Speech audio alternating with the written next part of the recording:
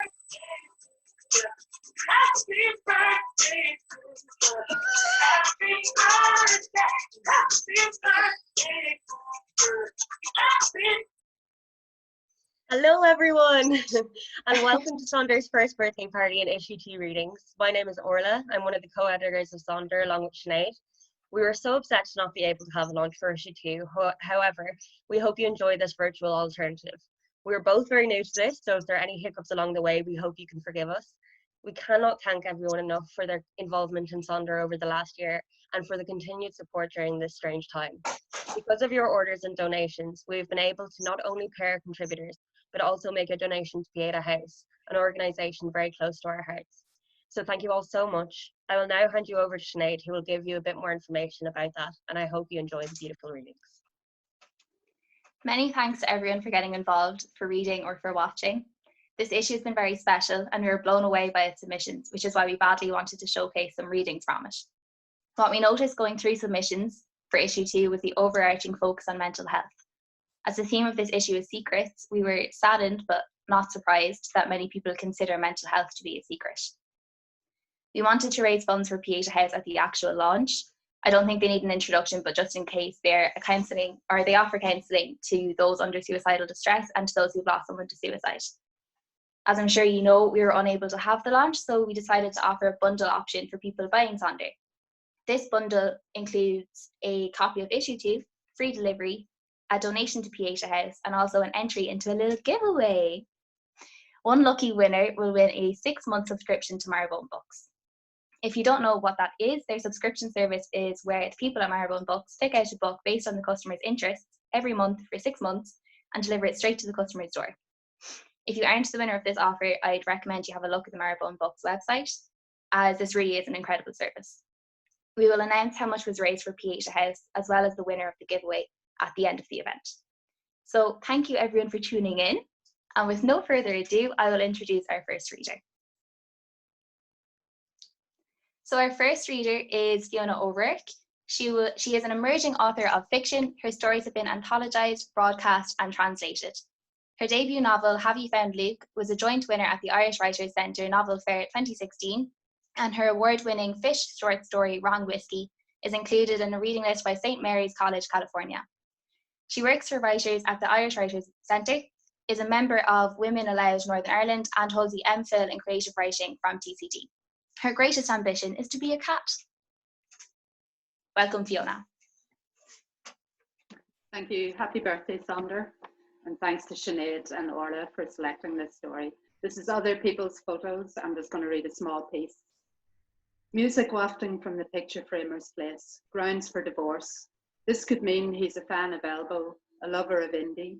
Reaching in your bag, you take out the photo. The only one you could find is from first year. Some intercultural project, 2008, Year of the Rat. Random, but it will have to do. Guitar riffs grow louder as you go into his workshop, a converted garage, which is divided by a black marbly counter. On the other side, a man is standing at a bench using a handsaw. Dark curly hair. He's what Phil Lynott would look like if he was white and alive, if he was making a picture frame. The man starts to blow on a piece of wood, revealing a side profile of stubble jaw, an undecided beard type, or else he just doesn't shave much. Sawdust from his work floats to the ceiling, attracted by a tube of harsh light. The music cranks up and he is nodding, a calm daytime version of a headbang. Hopefully he won't air guitar like some embarrassing bad dad. Instead, he looks around and you glimpse dark eyes, watery and raw, like yours after the pool. With you in a minute, son.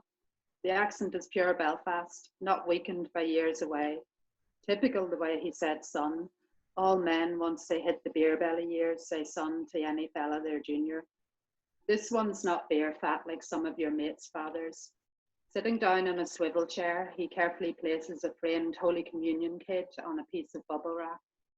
You should stop staring, study the display unit instead. It is wooden samples shaped like the triangle tops of gable walls. They have labels, bare-faced ash flat, bare-faced oak flat, mahogany flat. You hear the squeak of the chair and the next thing he's in front of you. Need something framed? Yeah, I've to get this from my aunt. You hand over the photo of you holding up a giant poster with a cartoonish red rat, and he takes it, frowning like he can't see right. He lets it drop on the counter. What do you want? Your heart dives. This is it. Thank you, everyone. Happy birthday, Sonder. That was lovely. Thank you so much, Fiona. Next up, we have Virginia.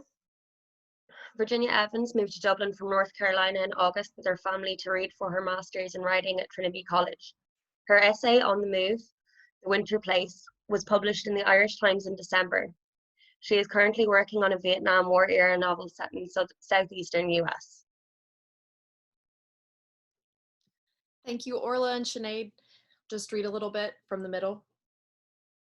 She was a 20-year-old undergraduate with a pint and her anatomy textbook in a pub in Broadstone. Mind if he had said, gesturing to the chair beside her.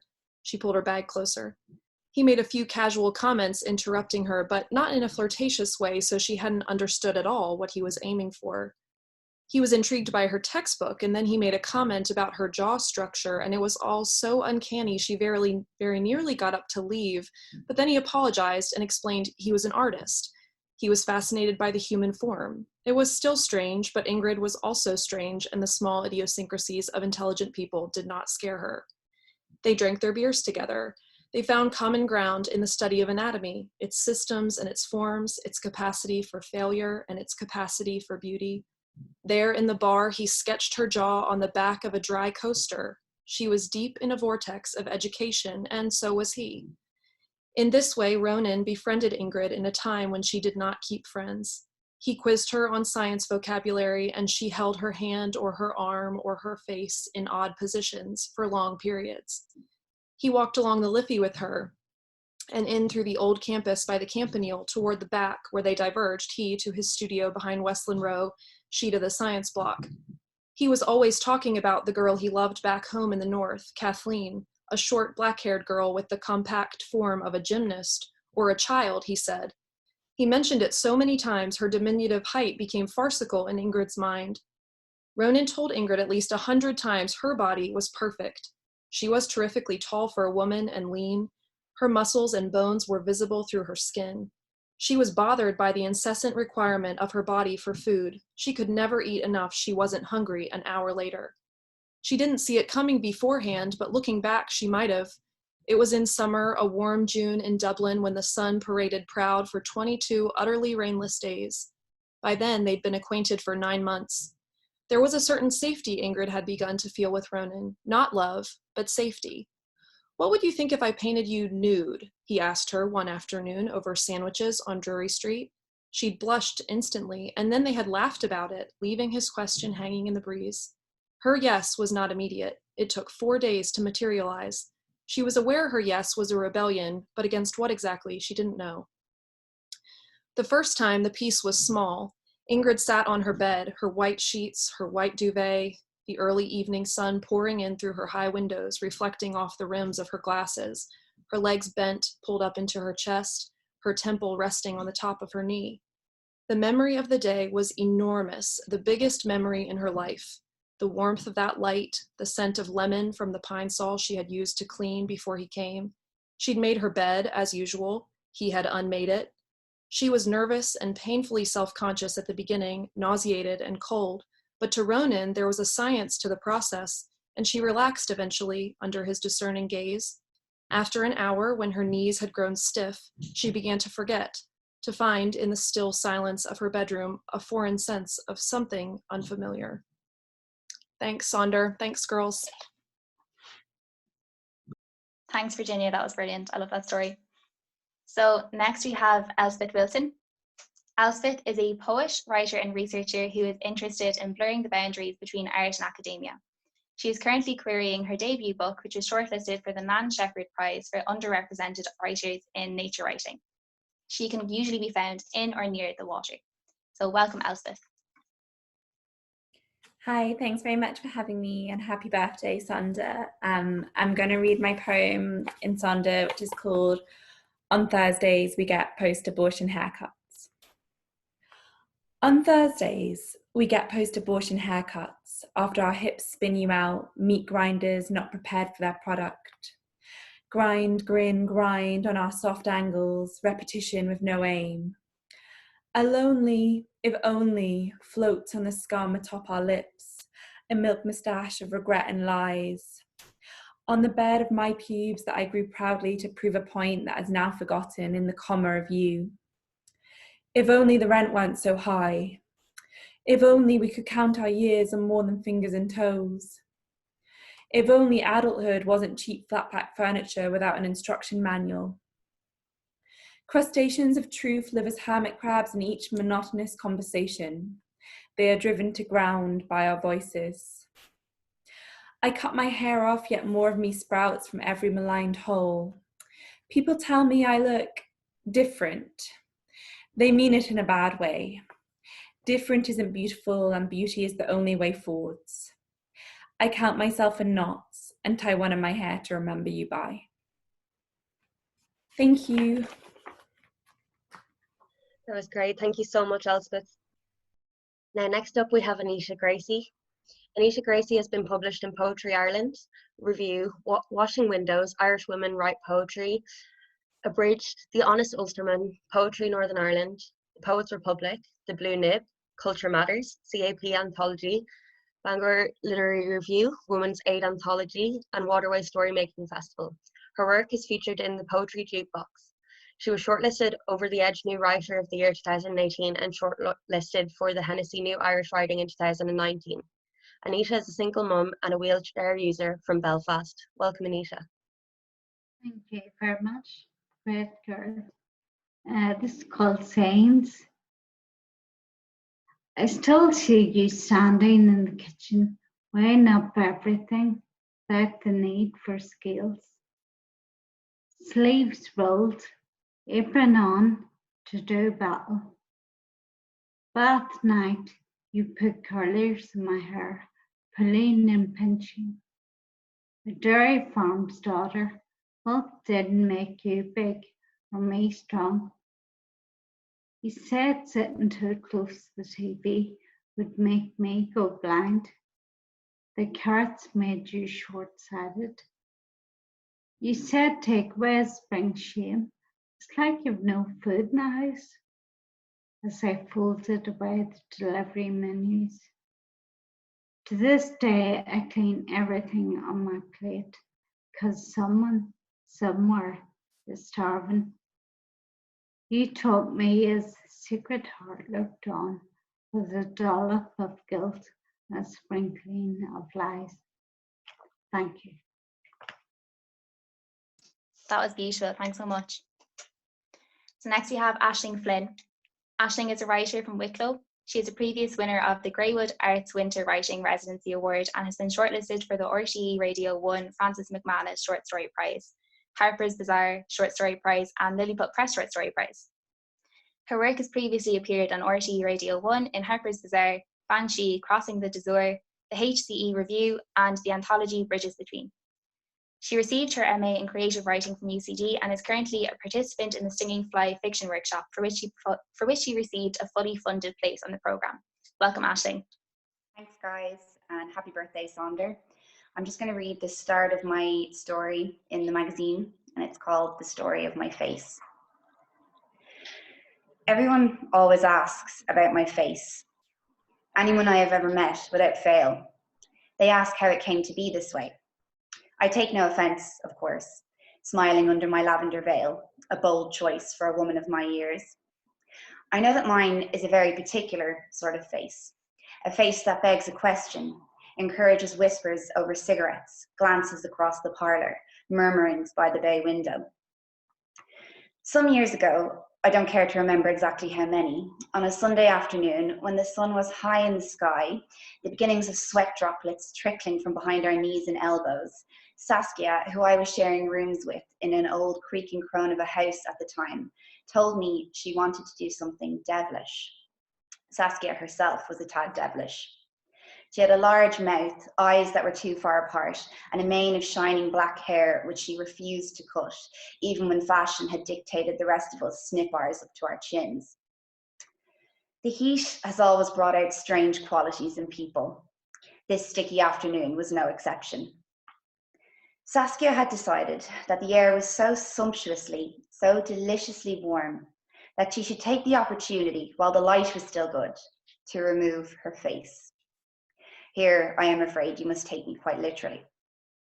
She removed it, the whole thing, peeled it away, the skin sticking and snagging on the difficult areas around the eyes, nostrils, and mouth. I'd expected awful sounds, smacking and sucking like a plunger, but it was quite silent, a delicate process. We were in the sitting room, both sat on the sagging couch in front of our tiny television set, a talk show host's voice bleating so loud that the picture on screen began to tremble.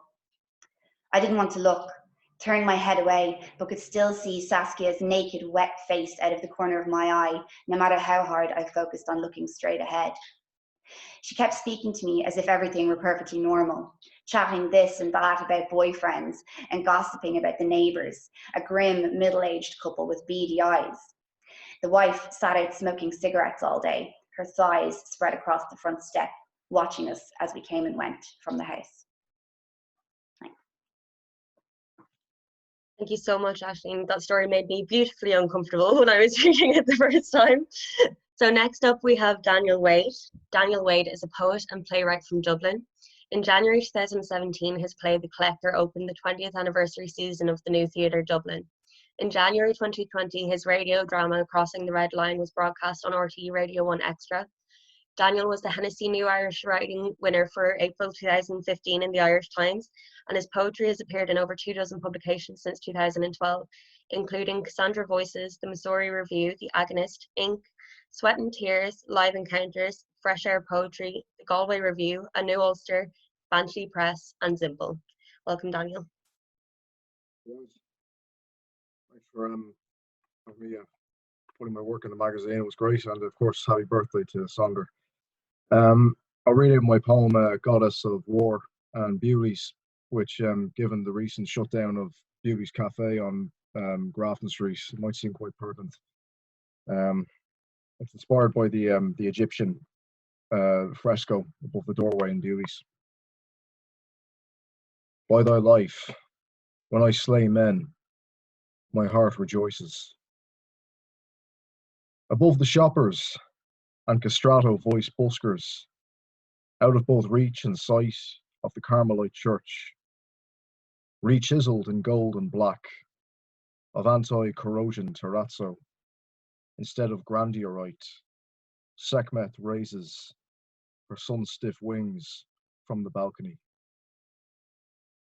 I sip an Americano to go, scald of slaughter brushing my throat, warlike thirst, stirred in caffeinated slurps, splash of desert sand. Grafton Street's frenzied unconcern has replaced offerings of incense and scented oil, once laid at her feet in temples. Still, she steadies the solar disk on her skull, lion-headed, blood-robed, as the espresso machine's belch of flavoured steam roars into lunchtime ether, a signal to crimson arms. Happy birthday, guys. Thanks for having me.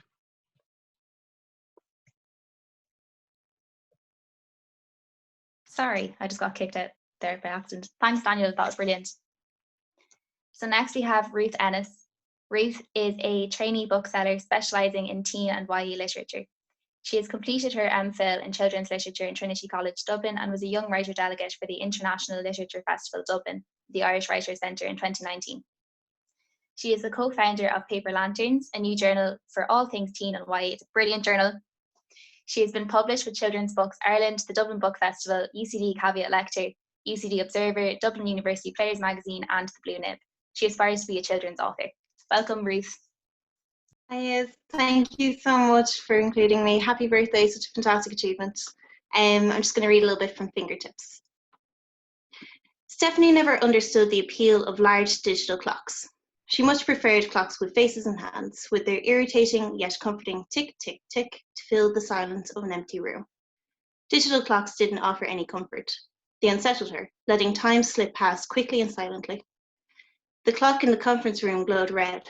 She hated red. She placed her bag in a corner of a room, took out her camera, attached the lens, put the coat over her bag. Satisfied that her equipment could not be seen and therefore was immune to theft, she slung a camera strap around her neck and paced through the room. She kicked up the dust from the emerald carpet with every step she took. Every conference she had photographed had three things in common. Business people never knew how to react to candid shots, the lighting was always insufficient, and they all started late. This is no different. Stephanie played idly with the camera as she waited for the mass of suits to fill the room. She was taking photos of a fly on a windowsill when a round-bellied man approached her. "Miss Jones? Stephanie. You must be the photographer for us today, is that right?" His forehead was clammy and his cheeks threatened to spill the blush across his face. Stephanie half smiled and raised her camera. "Aha, of course, very good, great, brilliant, perfect, right, okay, so you're all set to," he floundered. "Take photos? Yeah, all set to go." "Right, brilliant, good. Thank you so much for coming in so last minute. I wasn't told they wanted photos. You know yourself, the phones do a grand job themselves, so I offered to take the pictures myself, but you know how the higher ups can get, they want it done professionally. Well, it keeps me fed, so I won't complain." His laugh was weak. "Sorry, I'm Phil Newman." He stuck out his hand for her to shake. Instinctively, Stephanie glanced down and saw the tips of his fingers coloured a deep pink. Stephanie has had the ability to interpret people's emotional states all her life. She saw colours appear on their fingertips, like a permanent mood ring. The shades she could see were fairly standard. Red for anger, blue for sadness, pink for embarrassment, purple for unease, yellow for happiness, and green for envy. Multiple fingers can have different colours. The brighter the shade, the more intense the feeling. Of course, feeling so intensely all the time is exhausting, so most people have faded colours. And Stephanie could ignore them if she wanted to. She couldn't ignore poor Phil, however, his cheeks now matching the hand she shook. "Nice to meet you, Phil." "Thank you." Thank you so much, Ruth, for that. So next up, we have Jenny Dermody. Jenny Dermody is a journalist and deputy editor for sci-tech news site Silicon Republic. She spends most lunch breaks writing short stories or editing her novel. She has previously been published in the Galway Review, the Incubated Journal, Brave Voices magazines, and Honey and Lime. Jenny was also one of 4 young writer delegates at the 2018 Dublin Book Festival. Welcome, Jenny. Thanks, Orla. Thanks, Sinead. And thanks for having me. This piece is called Unclean. The door to the back bedroom hung open. Linda didn't even have to crane her neck to see the shambles inside. One night, just one night, her in-laws were staying, and yet the floor of the back bedroom was now smothered beyond belief with suitcases and clothes and books and tissues. Why was there a pile of tissues on the floor?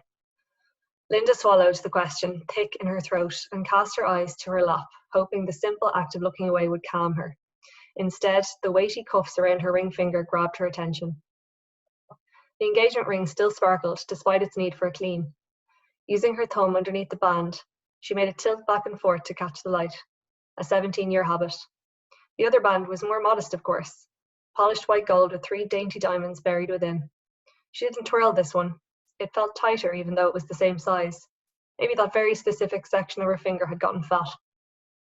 Linda swallowed again, wrung her hands, and listened to the din of laughter from her husband and his family downstairs. A lump began climbing in her throat, growing thick and menacing until she pulled out her phone and opened a new message for Carly. But of course, it wasn't really Carly. It was the thing that made the lump evaporate, the thing that loosened the cuffs and made her finger slim again. "Hey, can I come over?" Her thumb trembled after she sent it, but then a mangled scream of laughter from downstairs enveloped her body and she shuddered. The magical vibrating reply arrived, and it was as if the air in her lungs had evaporated. "Of course, can't wait." She swallowed again and grabbed her effects, already rehearsing her monologue for her husband and the in-laws as she shut the door of rubble in the guest room. "I'm just heading out to see Angela. She's not well and asked me to pick up a few bits for her and keep her company for a little while. I'll be back in a few hours." Yes, that sounded good. As she scuttled down the stairs towards the obnoxious squawking, she did her best to ignore her itching finger beneath the too tight wedding band. Thank you. I love that piece. Thanks so much, Jenny. So next we have Siobhan OConnor. Siobhan is a bilingual poet who writes in both Irish and English. Siobhan completed her degree BCL Law and Irish with UCC in 2018. She also holds a Master's in European Law and the Irish language. She is currently training to be a solicitor in Dublin. Siobhan was the winner of the collection of poetry at Listowel Writers Week 2019 for the best collection of unpublished poems. She enjoys kayaking in the wilds of the Irish landscape, and as a Kerry woman, her drink of choice is Dingle Gin, inevitably. You can find her on social at Sodakus. Welcome, Siobhan. I have my gin with me and all. Very fitting. So I'm going to read a bilingual poem. So I'll read the Irish first and then the English translation. Robbery Rugby. Is léir go raibh cadreamh colí a colé, ach ní a nófa é mar grá. Ach búla cracin géir miatalach gath na cogaíochta. Cluiche tíreach aspa fuisamh a tíorpach. De bhar sceacail a dás a béal go lán bhlá í á tacta. Is a glór faoi ciach a hehan, an scréach ná cloisin éine. Is go raibh a méarg a cuid cosa ag téal tú a níos, go dtí a capín súla dúnta go ducht, motal ceannabar a ba í. Gabhad buíchas lé in dhéag sin. Bhí formálacht sa rud fad. Í ina lí mar a hit sí fuil a brístín a gúna cata a níos thar a mása. Is go rada a sciorra focail trí na hagna. Why are we all such legends? Tréimhse sé seachtaina mues I rúmdachta. Is cín an gúré gur strípach fad í. Is go rabhadar ina robbery rugby. Jura ní léthach cum in a mail. They were making love to her, but it was not shaped like love. Only the harsh, metallic, war-coloured slapping of skin. A threesome, no escape for her thick-set hind. Because a tumour grew on her lips to full bloom, choking her, her splintering voice retreated, the scream that no one heard. There was rust on her feet, creeping up to her eyelids shut tight. She was scrap metal. Thanked her when they had finished, a sense of formality about it all. She lay as she had fallen, blood on her knickers, her dress pulled up above her arse cheeks, his careless remark piercing her brain. Why are we all such legends? A period of 6 weeks, steeping in secrecy, for a jury to say that she was a slut, and that they were strapping young rugby lads. Jura, cum wouldn't melt in their mouths. Thank you. And happy birthday to Sonder as well. Thank you so much, Siobhan, for that reading. So next up, we have Laura Blaise McDougall. Laura holds an MA in Creative Writing from University College Dublin. Her work has appeared in a number of publications, most recently in Still World's Turning, an anthology of new Irish writing from No Alibis Press. Last year, she was longlisted for the Hinterland Prize for Non-Fiction and shortlisted for the Benedict Kiley Short Story Award. She was runner-up for the Docky Create Short Story Prize and had 2 stories longlisted for the Writing.ie Short Story of the Year Award at the Unpust Irish Book Awards, with Balloon Animals making the shortlist. Welcome, Laura. Thanks so much, and thanks so much to Sinead and Orla for including me in Sonder. I'm delighted to be here. So I'm just going to read a little bit from the middle of my story, The Bronze Door. When we reach the top of the queue, he does the talking, because of course he speaks Italian. He smiles at the woman behind the glass as she slides him our tickets. He hasn't smiled like that at me since I arrived 12 hours ago. The woman says something and he laughs, which is also the first time I've seen him really laugh since I got here. Not normal to count boyfriend's laughs, I remind myself. But then again, not normal for boyfriend not to laugh at all, not once in my 12 hours of my witty and charming company. We walk through the security turnstile, but neither of us are checked because we have only very small bags, as if to emphasize that despite undertaking this touristic activity, we are not, in fact, tourists. He speaks Italian, you know. Grazie, he smiles at the security guard. Grazie, I say in my best accent.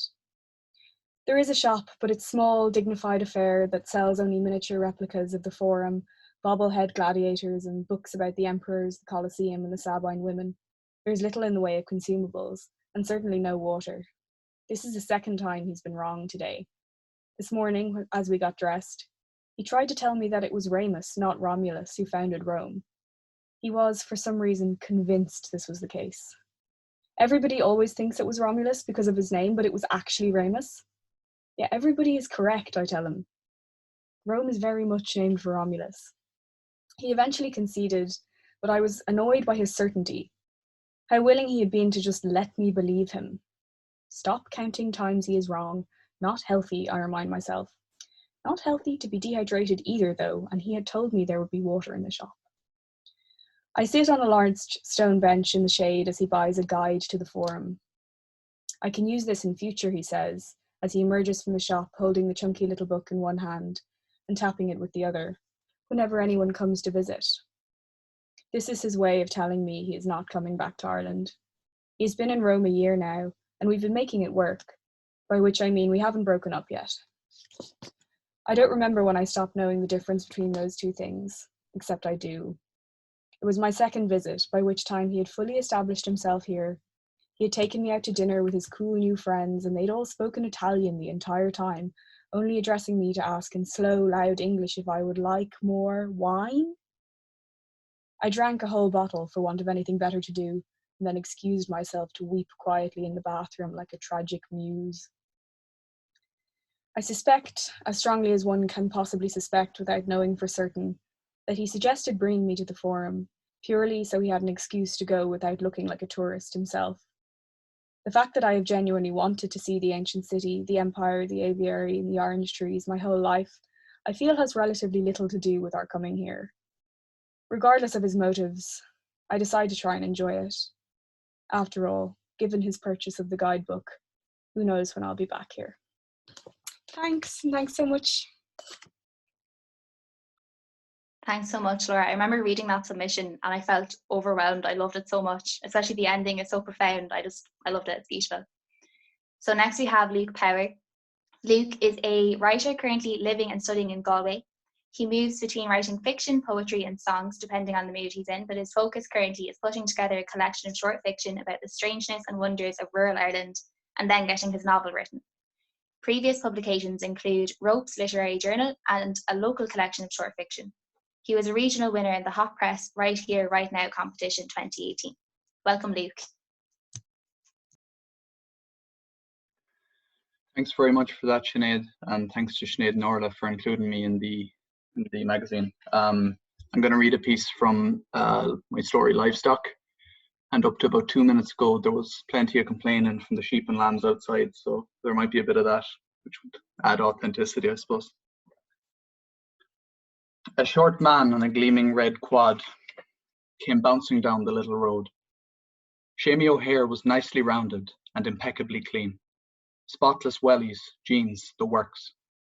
It was said he was never dirty because he was practically allergic to work, another cardinal sin up there, but not quite on a level with being a blow-in. This observation of character came from the local shit stirrers, a group Shamey fell nicely into. Hello, Shamey. How's things? You're kept busy. I am. Hard at work. Ha! Good man. No crack yourself, Shamey. Not a bit, he said, but then he reconsidered. Come here. I did hear about that old dog who's been shot. At this, Shamey leaned so far forward that Sean was afraid he'd topple from the quad. He'd have ruined his lovely clean jacket. And where did you hear that? Asked Sean. I didn't think there was any sight of him. Oh, said Shamey with a wink, I've my sources, young Sean. Sure, don't you know well Paddy Walsh has spent the morning burying him. The locals, who were more than 5 years older than Sean, took it upon themselves to call him young Sean. He almost wished he were a blow-in. Shamey continued, he went up to the house last night at midnight. He called the dog from the front porch and then he stuck the 2 barrels of the shotgun in the letterbox. The old creature didn't know what hit him till he was dead. Shamey withdrew suddenly, resuming his position on the quad, brushing dust off his shoulders and lap. All serious now, he said, but the word is that he's been killing lambs. You can imagine why Paddy did for him, he living so close and all. He revved then, message delivered. Don't work too hard, young Sean. All the best now. Sean stood with the bag of staples in one hand and the hammer in the other, knowing his head'd be fried at the end of all this. He got stuck in again though, because Paddy was right in that bad fencing makes for dangerous nights. The O's looked on, chewing placidly, bemused and exasperated with the frivolities of village politics. Thank you very much and happy birthday, Sonder. Thank you so much, Luke. I feel like we all know someone or some of the lads that are in your stories, or have at least come across them on the roads at some stage. Next up, we have Dermody Brennan. Dermody is a Dublin-based writer, bookseller and editor who likes daffodils. Her other talents include symmetrical eating. Hello, Dermody, welcome. Hiya, thanks Sinead and Orla for having me, and happy birthday to Sonder. The readings have all been great so far and I'm excited to hear the rest. So this is a short poem called An Unexpected Glimpse into an Unknown Life. Today my little brother, lately taller than me, let me watch him for the first time as he played a video game. We laughed as he respawned, got hit by blue flames, checked a blueprint that appeared from nowhere. His icon, his sim, his avatar, took no mercy, leaped and crashed through walls and felled fluorescent panels. The figure, long hair done up in double buns with the shape approaching womanhood, wielded gun after gun to shoot down the walls, stopping only to approach another avatar, Matthews. He made the figure wave and wave and wave to make me laugh. As I said goodnight, protractedly because I was watching him, he took one hand from the controller to lope his long arm around me, while skillfully playing on, his avatar not missing a step. This quiet beanpole who speaks 5 words a day, yesterday's were all about the blue monopoly properties, and knows all there is to know about black holes, stops to measure our heights by the mirror, his hips a hand above mine now, before heading back to the ungendered terrain of the game, and after affection's surge comes inevitably before departure. Thank you. Thanks, Dermody. That was that's such a gorgeous poem. I could listen to that again and again.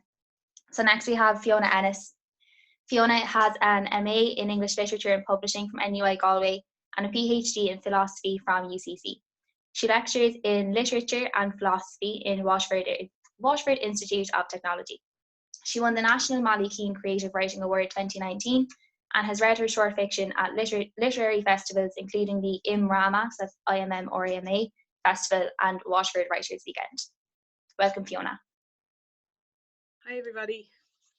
Happy birthday, Sonder. So this is Debt. Derek parked the empty hearse in the car park facing the beach.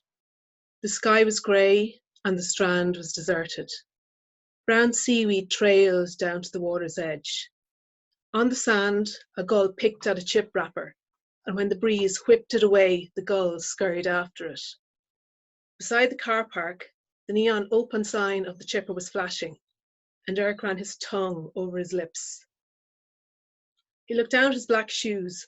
They'd be ruined by the sand. No point in going for the walk. The sign winked at him again. There was just about enough change in his pocket for a bag of chips and a battered sausage. He'd left his lunch on the kitchen table during the latest row with his father about taking on Tom Quillen's burial. He looked at the phone. A text had come through while he was driving, and it was from his father. "Get over here and give me a hand with these remains. Pick up the wreath on the way." Derek put his phone away, got out of the hearse, and walked towards the chipper. The door jangled as he pushed it open. The conversation inside stopped. Danny, the owner, stood behind the counter sipping a cardboard cup, and he raised it by way of hello. Michael Betts was there, the carnage of his empty box of chips beside him, all ketchup and chicken bones. Betts looked up and continued to suck on a wing before returning to the newspaper that was sprawled beside him. Derek stared at the menu above the counter. He was 10 cents short of getting a battered sausage. Danny said, "You decided yet, Derek?" "Yeah, I'll just have a regular bag of chips and a can of Coke, please, Danny." Danny lifted the basket of chips out of the bubbling fat and hooked it onto the side of the fryer, letting the oil drain off before shaking the chips back and forth. Betts chewed the last bit of skin off the wing and threw it into the chip box beside him. "So, your dad is burying Quillen?" "I suppose somebody has to." "After what he did?" "I know." Danny pushed the bag of chips and can of Coke across the counter. "That'll be €3.50, Derek." Derek put the money on the counter and opened the bag to shake some salt on the chips, but there were barely any in it. He looked at the fryer full of glistening golden chips and nodded to Danny. Could you throw a few more in? Sure. He threw in 2 chips. That do you? Derek picked up the bag, grabbed a load of napkins and pulled the door behind him. It jangled as it closed. Thank you. Thank you so much, Fiona. The end of your story in particular really hits you. It's brilliant read. So next up we have Nuala Doherty. Nuala Doherty grew up in County Kildare and now lives in Dublin City. She holds degrees from the University of Oxford and Maynooth University, where she studied English literature, anthropology, museum ethnography and sociology. She has previously worked for the National Museum of Ireland and most recently in post-primary education as an English teacher. Welcome, Nuala. Thank you, Sinead and Orla, for having me. It's really wonderful to be in such impressive company. This is a little bit from Secret Summer. All I could see were the dark eyes of a rat staring up at me, arrogantly almost, and I felt as though my spirit left my body. He was standing calmly by my foot as I loaded the dishwasher late at night. I had never been so close to one before. Dark brown, fat, soft furred. He did not scurry. The pest controller would later tell me that this was unusual, as was my description of his appearance. Sheer primitive fear engrossed me in that moment, and I screeched in a way I have never done. I felt it in my esophagus and it lingered in the air. Then I ran, leaping over him, and trapped him inside the tiny kitchen. I stayed on the other side of that door until the following morning, sitting on an uncomfortable dining chair that I shoved up against it because it never closed fully. My mind was frantic. This was nothing new, but now it was consumed with the panicked noises of the rat hastily trying to find his way out. I heard shuffles in my bin bag momentarily, movement across the floor, and then silence. I imagined horrific smears across my cabinets, droppings in my saucepans, and rodent urine soaking the tins of chickpeas, tomatoes, and lentils that I've always kept a sensible supply of, just in case. I had spent too much money in recent weeks on large multi-wick candles in coloured glass holders, tropical plants that claimed to purify my air, and new cushions for the velvet couch that I had saved for last year. The therapist had said that she was proud of me. At the time, I was soon to be discharged, and she was being encouraging. You must begin to make your home a sanctuary, to not see it as a place of dread or of past behaviours. The behaviour she was referring to was my secret life, my shameful, obsessional world of doing everything in my power to make myself feel right. Well, now that was shot shit. Thank you. Happy birthday, Sonder. Thanks so much. That was it's such a brave piece. Thank you for reading it. Next we have Breed McKinley. Breed has overcome a lifetime of procrastination and discovered the joy of writing flash fiction. Her work has appeared in the Bangor literary journal Flash Fiction magazine, and she has read at Flash Fiction in Armagh and at 10x9. From Moville on the Inishowen Peninsula in the majestic County Donegal, she has an MA in Irish Literature in English from the University of Ulster. Welcome, Breed. Thanks, Sinead and Orla, and happy birthday to Sonder. This is my piece, Summer Work. You're a beautiful girl, the meat man says. It's my first day working. I show him the back way into the cold room. It's unhygienic to carry sides of meat through the shop, the manager says. She's right. The meat looks disgusting, sitting on his shoulder, front and back legs attached, its smooth white ladder of ribs. Here, give me a hug, he says. There's blood on the white coat where the meat has been, and it's sticky when he pushes my head in against his shoulder. It's not like when Dad hugs me, all soft and warm. Dad doesn't hug me so much anymore. He says I'm a big girl now. Every day that meat is delivered, the meat man looks for me. Sometimes he rubs my arms, or my back, or other places. One day he kissed my neck. It was a surprise, made me blush. When I went home, there was a little brown bruise. He's old, like my father. Now I hide, but he always finds me. He says I'm playing a game. Lucy is 15. She knows everything. She says she wouldn't let anyone touch her like that. I don't know what I've done, but it's wrong. I try to stay away. I tell my mother my head hurts or I have a sick stomach. But she says I can't be hanging around the house all summer. I have to work. Most days the meat man doesn't find me. I'm on the late shift or I'm on the checkout. Or if I'm helping customers, he doesn't come near me then. Today, though, he followed me into the vegetable store. It's small and dark and has a latch on the door. I couldn't get it across in time. Don't worry, baby. I won't hurt you, he says. His breath whistles past my ear and his coat smells like dirty socks. I hope I don't get grease on my face or blood. Behind me, the shelves shake so much the boxes might fall off. The manager won't be happy. At home, I sit at the kitchen table. My mother is making stew, pieces of meat on the chopping board, and her hands are red. What's wrong? She asks. Nothing, I say. You're pale. I'm fine, I say. Just a pain in my stomach. Oh, she says. Her eyes are wide, and a blush starts at her neck and rises up her face. She wipes her hands on the tea towel that hangs from her apron, and she sits down across from me. Oh, baby, she says, I've been meaning to have a talk with you. As she speaks, I look past her shoulder out to the garden. The sun plays a shadow game on the grass under the tree, and the roses bend before the breeze. Shep is chasing starlings. My mother speaks in the voice she saves for important talks. I know this talk is going to be about blood. Okay, thank you. That story is absolutely harrowing and you read it so beautifully, so thank you so much for sharing it with us. I'm literally shaking. It's such a beautiful story. So next up we have Colm O'Halloran.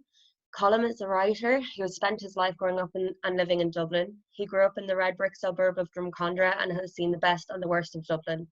He recently finished a degree in Irish culture and literature and is trying to figure out the next step in his life. Welcome, Colm.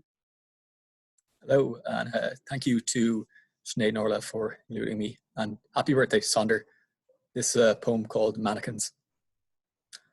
I've never seen a couple as in love as the mannequins pose still dancing behind the window of Brown Thomas, Grafton Street.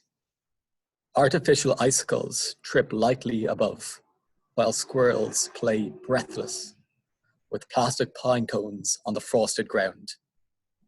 His arms hover, static, on her fur-lined dress, her all in white, him arched in brown hat and coat, like a rootless tree.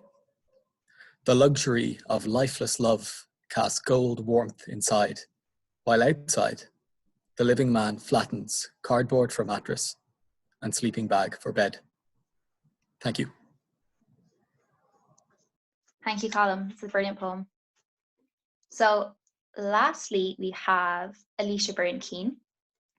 Alicia is a PhD student from Dublin, Ireland. She has a first-class honours degree in English Literature and French from Trinity College Dublin and a Master's in English Literature 1900 to present from Oxford University.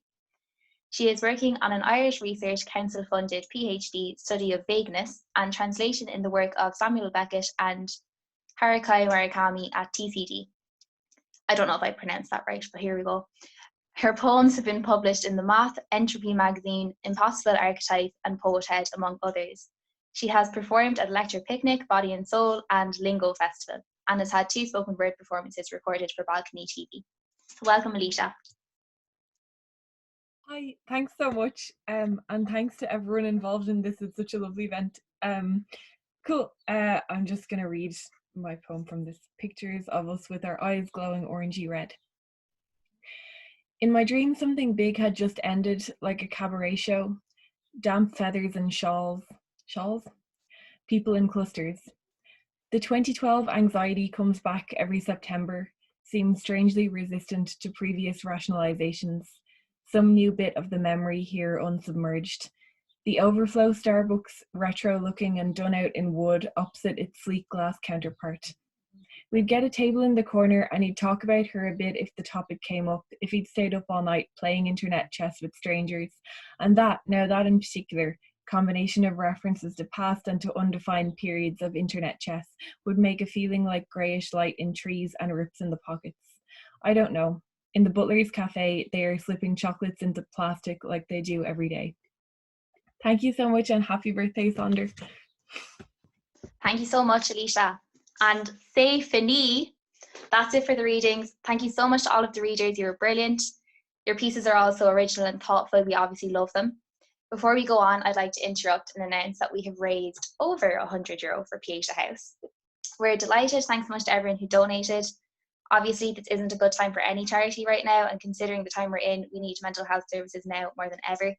So thank you so much to everyone who donated. And now for the winner of the giveaway. We had, I think, 40 entries. So I put all the names into a random name generator. So I'm just going to click and see who won. So the winner is Grace Kelly from Westmeath. Congratulations, Grace. You've won a 6-month subscription service to Marrowbone Books, and we'll send you an email tomorrow, Friday, with the details. Congratulations, Grace. Thank you so much, everyone, for watching, and thank you to all the readers for a lovely evening. It's so special to get to hear the writers read the work we fell in love with, so thank you all so much. It went better than we ever could have imagined. Before we wrap up, I just want to say that if anyone is interested in buying a copy of issue 2, where you'll find more wonderful original work, you can do so on our website, which is linked in the description box below. We are also currently open for submissions for issue 3. Submissions close on the 12th of June, and the theme of this issue is challenges. All information is on our website and social media pages. We hope you're all keeping safe and well, and thank you so much for joining us tonight.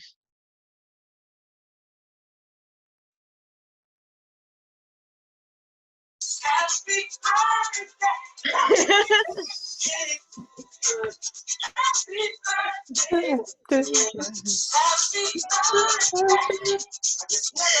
birthday.